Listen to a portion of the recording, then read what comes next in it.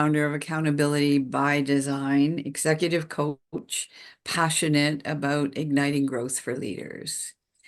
And today I'm in conversation with one of my favorite leaders, Patrick Crevolin, General Manager of Scott Builders, Edmonton.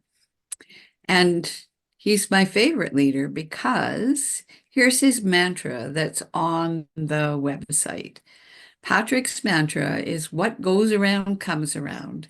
How you treat people will eventually come back to you in one way or another. In the construction industry, you can come across all different types of people. And no matter what, I always try to treat others with respect and consideration. And I can verify that about Patrick. Today, he's agreed to speak with me about his experience with Deliberate Calm and our pilot for our leadership learning labs, which really is just a new take on an old-fashioned book club, but really focused on collaborative learning. So welcome, Patrick. Thank And you. I'm excited and curious. What compelled you to register in this unique program? Well, first, you were facilitating, so I knew it would harbor, yeah, this is the Mutual Admiration Society.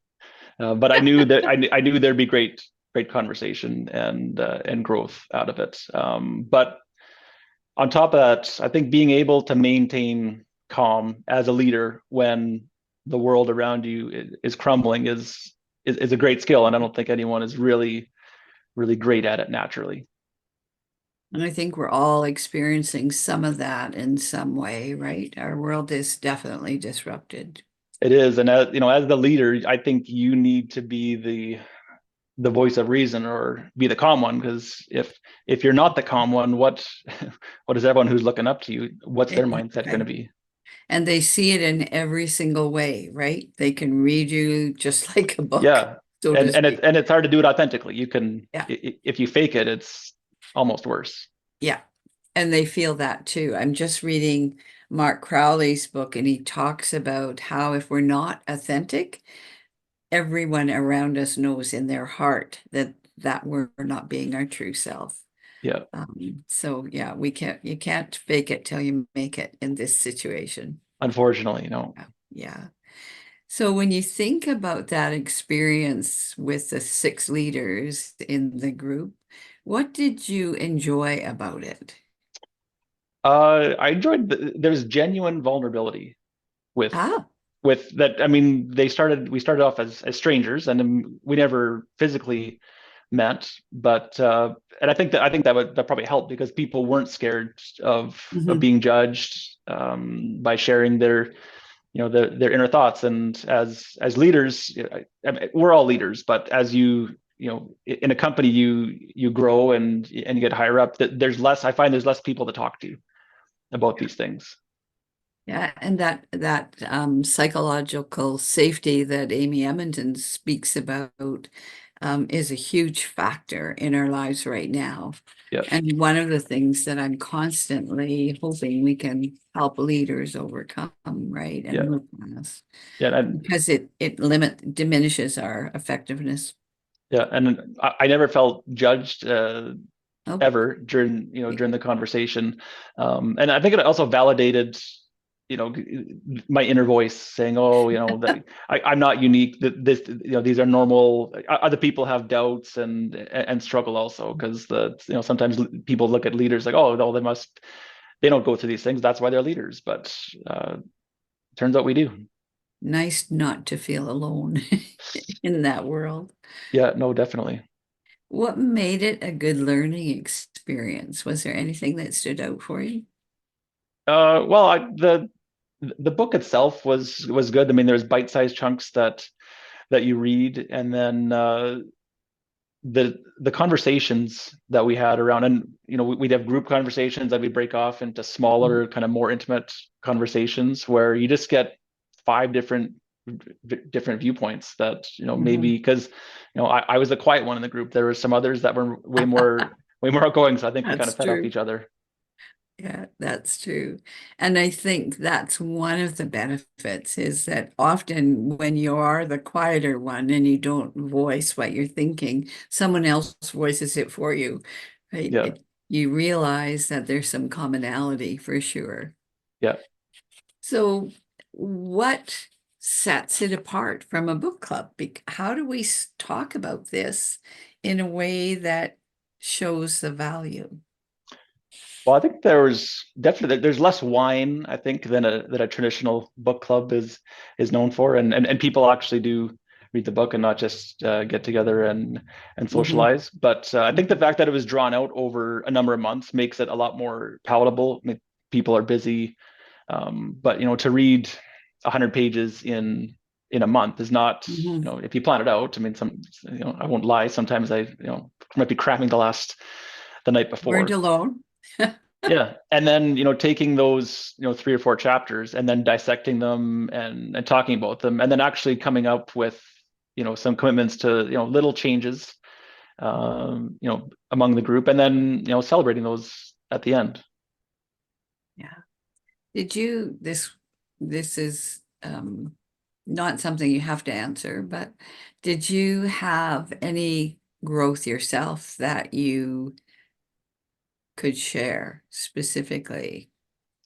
Well, I think I hope, and this is still a work in progress, but kind of controlling that voice inside my head Mm, that, says, okay, this isn't that bad, or worrying about things that aren't even real. My mhm. dad a long time ago told me a saying. He said, "It's not what you eat; it's what eats you." Ah, And it's very, back when he told me when I was in my 20s, I didn't think much about it, but now, as I more wise with age, it makes yeah. sense. And a lot of the things that we worry about and cause stress on us aren't actually real. They're in our head. Hmm. So kind of Hmm. controlling the narrative, a little bit more. And as you say that, what sits with me is that it doesn't matter how old you are or how much experience you have, you still fight that, right? Oh, It's yeah, I think it's a it lifelong battle. still Yeah, gets triggered by whatever, some yeah. different things during the day. Yeah, yeah. So when you think about that collaborative learning opportunity, would you recommend that to other leaders and why? Like what? I think I heard that part of it is hearing others' perspectives. Yeah. No, I would definitely recommend it to anybody, because we all should be like, none of our leadership tool belts are filled. So we're always, or we're always in, I'm Hmm. preaching to the choir here, Hmm. but we're always learning, or or should be looking to learn. And I mean, you can read a book and take that in, but it just, having that group collaboration, I think, gives you that extra validation into, okay, well, this is something that I want to change. So now I'm going to put you on the spot. What would compel you to register for another leadership learning lab or host one for your team or recommend it to someone else? Like what would the nugget be that would make you say yes? Uh, well, certainly the topic, I think, would have to be relevant, and the audience.